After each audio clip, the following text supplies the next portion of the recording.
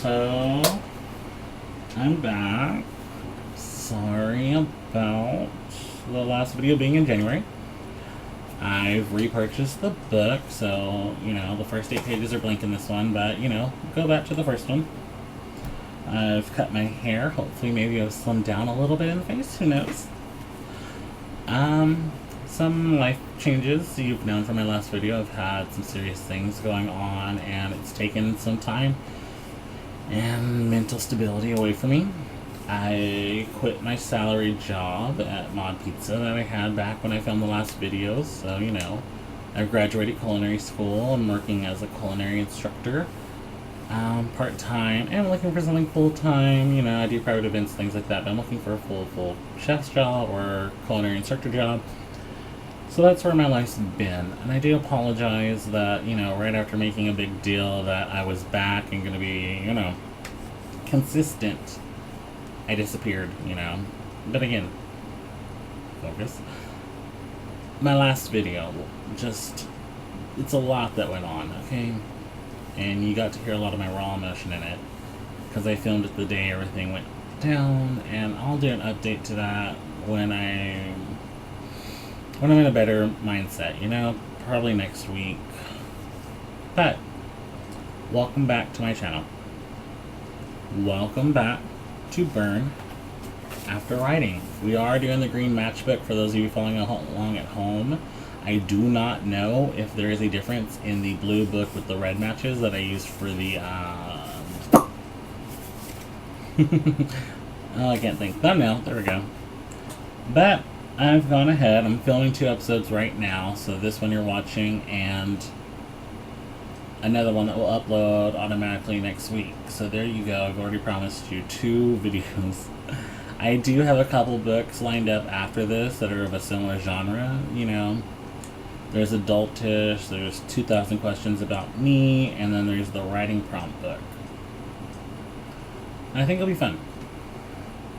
So I've noticed since posting this video, since I have 10 subscribers, the last one got over 2,000 views so far in 4 months. That's amazing for someone that doesn't have any views. That's like each of my subscribers watching it 50 times.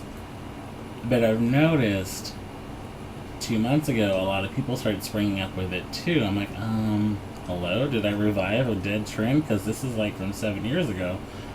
I don't think anyone was doing this stuff anymore. I don't like this book so far because I'm having to think, and a lot's happened in my life that I've blocked out and I can't recall. A little backstory, I was a manager at Domino's 5 years ago, and I got robbed and beat at gunpoint because the company did a very nice remodel and never installed our security lock that automatically locks after a certain time. And I pretty much lost my job because of it, because I had to quit. I couldn't be there. I would freak out every time I went in because my brain was swollen, I had an actual concussion.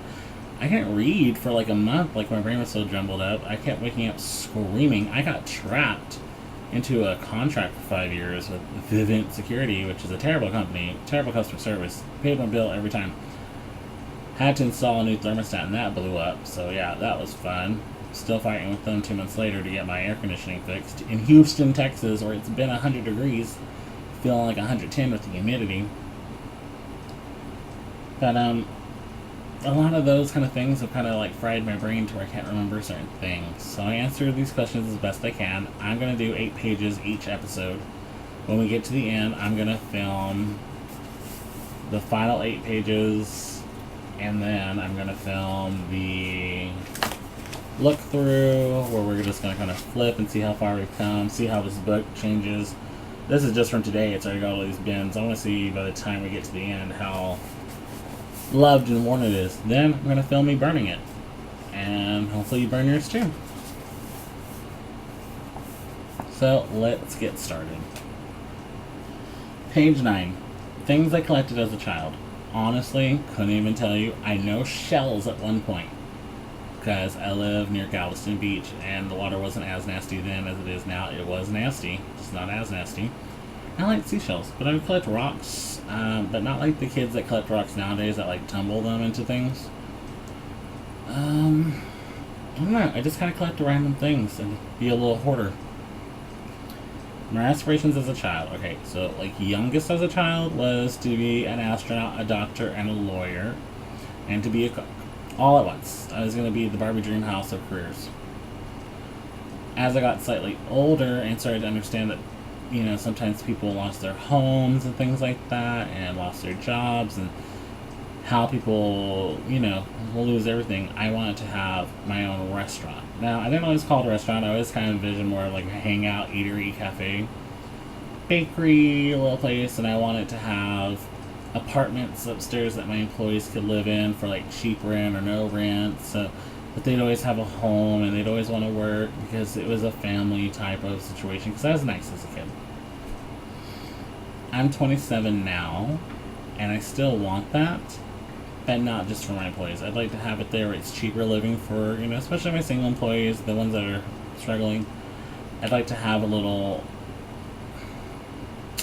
20 square foot small little art gallery for local artists.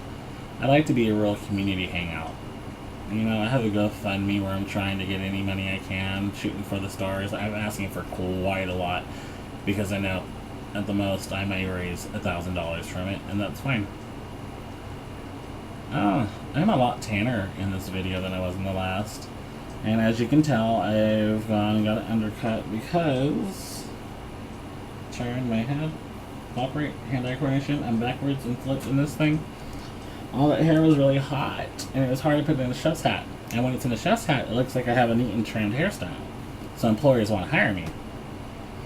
Camera, can we stay focused? Because I can't. Teachers that had the most, or the teacher that had the most influence in my life. That would be, sorry, I'm trying to part my hair where it goes natural on the camera. That would be Mrs. King, or Miss King. I never really paid attention to the fact if she was married or not.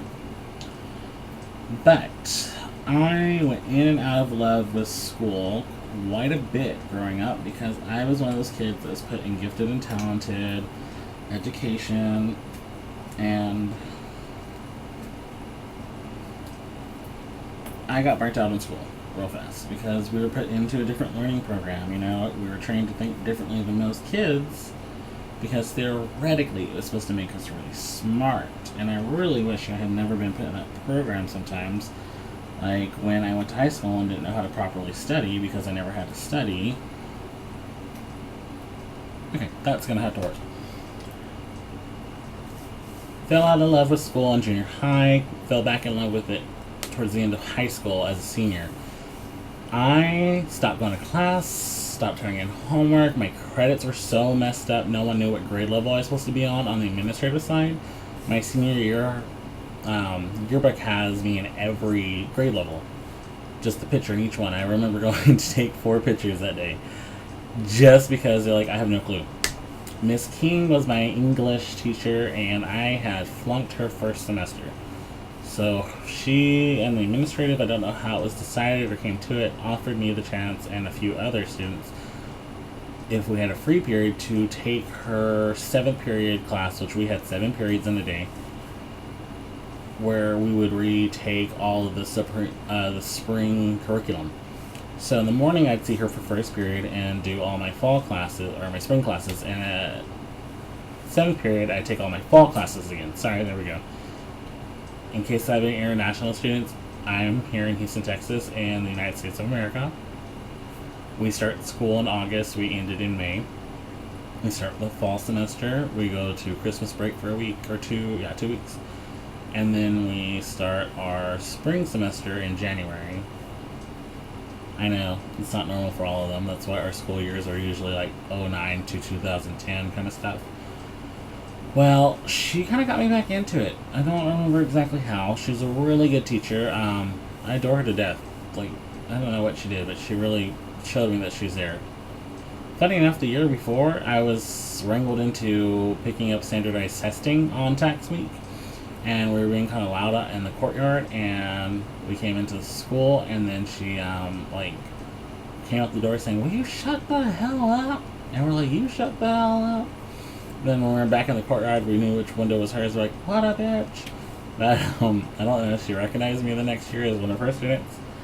But she got me so involved in the class that For our diorama of, Frankenstein's monster, we had to pick a scene from the book and make a diorama. I made a cake diorama, like sheet cake, castle, scenes, little glow sticks, and floral wire to represent lightning coming down. My friend made a little Frankenstein on a slab being raised up.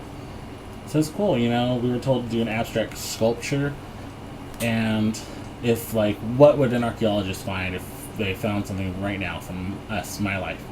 And I took a Chinese takeout box and broke up some chopsticks and made like a little tree and had little things for my life hanging movie tickets and quotes. And she kept it. She loved it. Someone took it. I was not liked in high school because a lot of these podunk bitches couldn't handle the fact that I really was the shit. Like, I really was full of myself in the best way possible,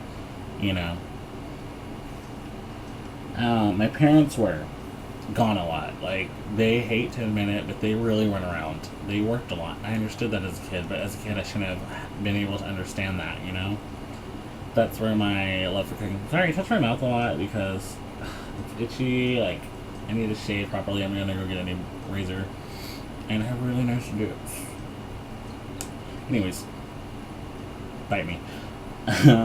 That's where I got into cooking, was me and my younger sister. After my older sister moved out, it was just us, so I figured if I wanted to eat something, I was going to have to learn how to make it, because I was tired of ramen and cereal and sandwiches.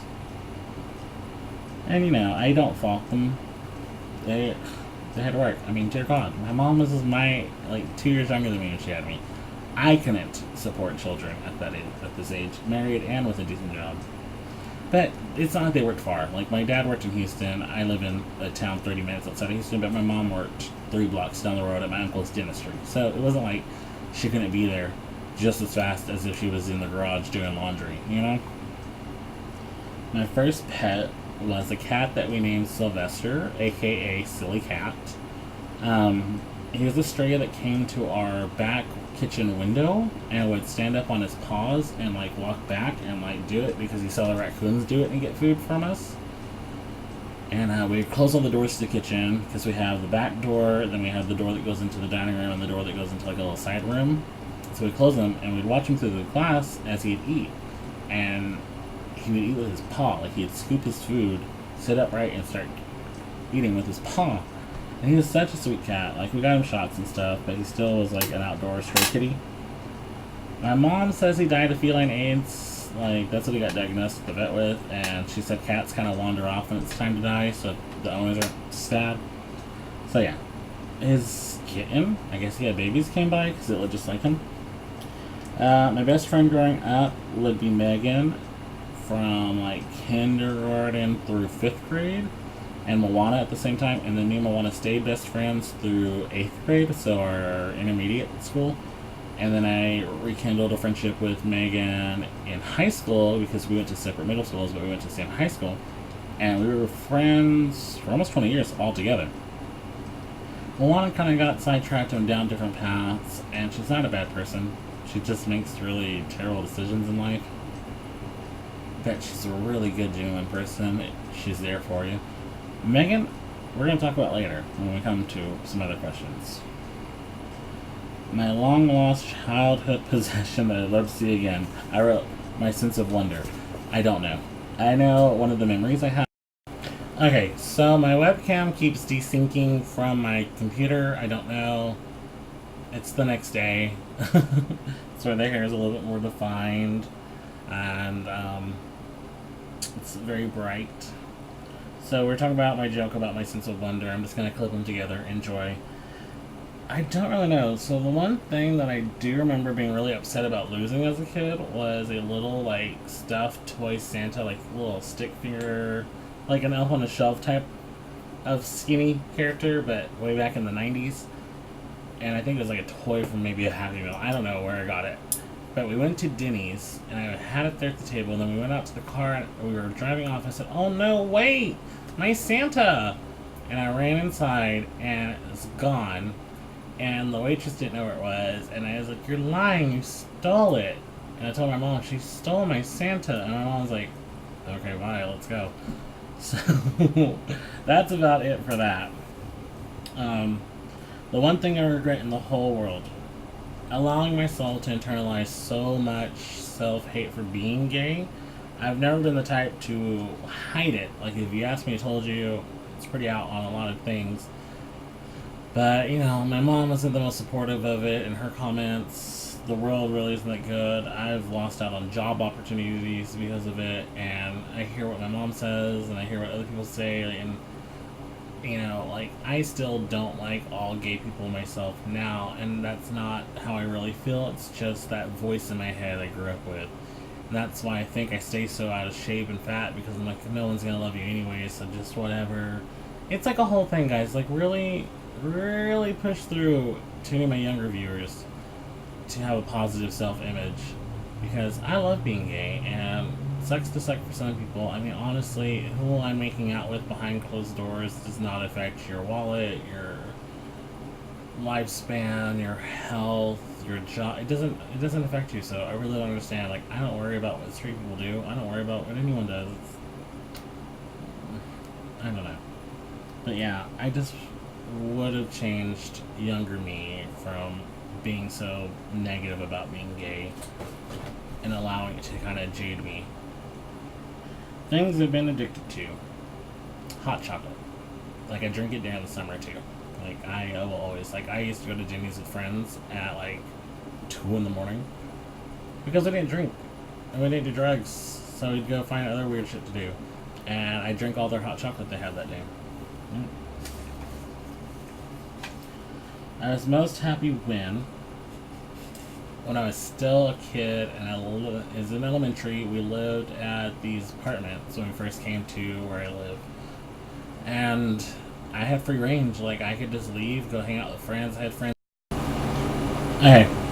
Desynced again. I don't know. I'll have to mess with my driver to see if something needs updating. The book that had the greatest influence on my life, I really don't have a clear answer. What's coming to mind is Sweep, just because it deals with someone finding their path in witchcraft and their family history with it, like I did as a young age. Now, I don't really talk about it too much because there's never going to be a positive opinion on that as well. But, I haven't had the most dramatic fork in the road in life, so nothing's been too dramatic. It's not like I left someone at the altar or chose between 2 jobs. I will never forgive. That's the prompt. So, remember how I said we talk about Megan later? Megan was my best friend of almost 20 years, and the entire last half of it was filled with her and her insecurities. Because I do drag. You've seen on this channel, some of you have seen on my Instagram, and I'm very pretty in drag, and she, I guess, was too self-conscious about her own shit. Anytime she could to make me be the ugly one in the group, she would. Like, she one time said, hey, let's hang out, picked me up, she's dressed to the nines, I'm in a t-shirt and shorts and her hair looks like crap, and she drives me 2 hours to Lake Charles for a surprise gambling visit. Like, so she looks nice and elegant with all these beautiful people, and I look like a fucking potato, But I was like, that's just Megan. Megan also would hang out with anyone else other than me. People who set her up to steal, and like, they would steal TVs and set her up to use her ID to go pawn it because she thought, oh, I'm helping out a friend. And she went to jail for a week. And in that week, I was the only person that had no idea where she was and was searching for her. I checked, hospitals to see if something happened. I checked with her family. I checked with her friends. Like, I was like, I'm really worried. Like, I haven't heard from her in a week. Find out her family knew that she was in jail for the week. Later in life, so last year, she gets with this guy that she's been wanting to get with for a while. Megan's typical type, jobless, no ambition, nothing, no car, nothing at all. So she'll have to be the main provider and everything. She gets pregnant and then invites me to the baby shower and tells me, don't come and drag, because she's insecure.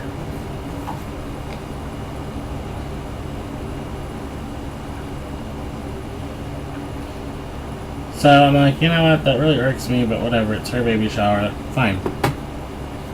Then I'm getting too personality at her baby shower, and I'm hanging out with her sister too much. And she's weird about that. Her sister tells me that Megan confided in her the night before that she's really jealous of me as Charlotte in drag, and it was really weird even to her sister, like, what? Why would you be jealous? Like, what? So, you know, we're trying to throw Megan a diaper party, me and my mom, because, again, 20 years, but Megan never gives us a date, never works with us. It's always something. Megan goes and tells me, like, oh, we decided on the name for the baby, and I'm going on leave now, and I'll let you know, you know. Something that we're good. Like, she's going to let me know when she goes into labor, when she has the baby. Like, I'm the best friend in 20 years. Everyone who meets me is always like, oh, you're Megan's best friend. So she refers to me as that. Megan goes and has her fucking baby. And I don't know anything about it until 3 days later. Through a mutual friend that I've met 4 times. Who is asking me, hey, I'm going to get off work soon and head up to see Megan and the baby. What time are you heading up there? Figuring, because I'm supposed to be with this friend, that I should already know she had the baby and that I'm already on my way up there. Nope. I don't check my Snapchats, so I don't look at people's Snapchats, but Megan has had my phone number, my Facebook, my Messenger, every way to communicate with me. I find Megan's been Snapchatting her whole thing, indirectly Facebooking the whole thing, like, you know, never once. So she's always on her phone. Never once. And that hurt. That hurt more than anything. Because this is someone that's always had a key to my house or my apartment, you know, wherever I'm living. It's always been welcome that anytime that she's gotten into trouble, I'm there for her, you know. I always tell her how beautiful and amazing she is, and I build her up. I tell her, yes, you can finish school, you can do this, you can do whatever you want, you know, but I also give her harsh truths, like, you gotta sit down and do it. Someone that was like a sister to me and acted like she was my sister didn't tell me she had her baby. So I stayed home. I called out of work that day. I stayed home and cried. I cried all day long. It was just so heartbreaking. And, you know, I talked to the mutual friend and told her, I'm done. And the mutual friend's like, well, maybe you should talk to her. I said, I shouldn't have to at this point. You know, she doesn't want to be friends. She's made that abundantly clear by the way she's trashed me, you know. I reconnect with some old friends from a decade ago that tell me that she told them way back then that I'm psychotic and I was possessive because I was mad we weren't moving in together like we had planned. But she didn't say that part. She said I was mad that she had a boyfriend. No, I was mad because we had planned for 6 months to get an apartment when we graduated. I went to all the apartments. I looked at them. I found one in our price range in the area we wanted to live in. Did all the grunt work. And we were set to move in, you know, all she had to do was come look at it and we would sign the paperwork. And then she tells me, oh, I'm dating so-and-so now and I'm going to go live with him. That's where I got pissed, because I was like, okay, y'all didn't just start dating. You could have told me and saved me all this time of looking at 2 bedrooms and looking all over Houston, Texas. But no, people like to twist the shit on me, you know, it's annoying. It's always Nicholas that does something wrong. I'm like, I'm not upset at this. I'm upset at the fact that you couldn't just tell me so I could have spent my time better doing something else. So I don't block her. I just unfriend her. I'm like, you know what? She doesn't want to be friends. That's fine. I'm not fighting to keep someone in my life. That's fine. So I unfriend her. I don't block her on my phone. I don't block her on any social media. I just unfriend her, you know? Clean cut. You're done. You're free. Well, 3-4 months later on my birthday, she texts me, and let me see if I still have the messages. I know I Facebooked it, because I was like, okay, Facebook, look at this shit. But I don't think I kept the messages. No, I didn't. But she said, I'm sure you probably have me blocked for some unknown reason, but happy birthday. I was like, are you fucking kidding me? Really? Really? And I said, 1, I don't have you blocked. 2, it's not unknown reasons. Figured your sister or your friends would have told you by now. Because I was pretty vocal on Facebook about it. I said, 3, you've hated me for years. You don't want to be my friend, and I don't care to be your friend anymore. As simple as that. And she sends back, okay, with a big thumbs up. I was like, cool, bitch. Like, be passive aggressive. You're the one in the wrong. You're the one that was a shitty friend the entire time of our friendship. You badmouthed me. You talked down about me. You try to paint me as a villain.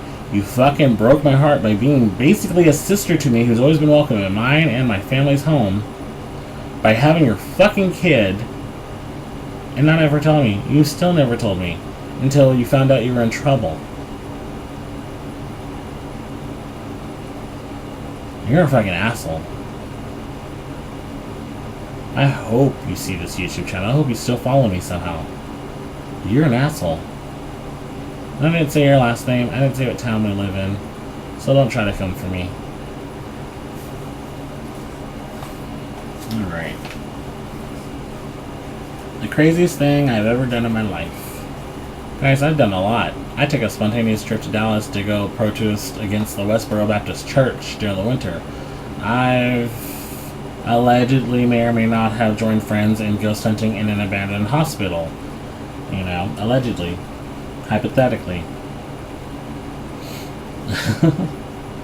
I've taken back a hot IHOP waiter back to my house to swim in the middle of the night.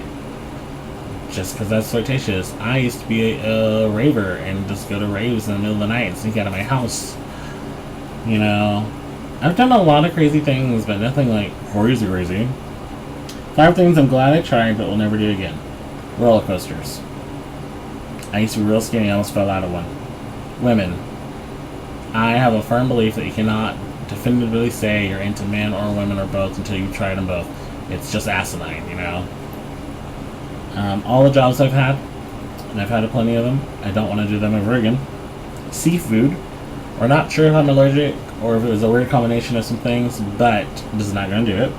Christianity. Now that I mean in the term of a God-fearing, believing religion, as I was brought up Methodist. I don't like it. It's not for me. I don't like the cherry-picker Christians that are out there that decide what they will and won't adhere to. Now, true Christians that fully believe in not to judge thy neighbor, that love one another and allow God to be the judge, jury, and everything, executioner, those are the Christians I like. Those are the Catholics I like. Those are the religious people I like. The ones that know that their God is the only one who can condemn me. Look, it is glowing bright. Even your God is on my side with this. Chill out, Jesus. Thanks. 5 best times I've ever had in my life.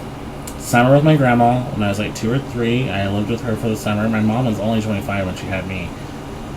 And she had my sister 2 years later. So the summer right around when my sister was going to be born, I had to stay with my grandma.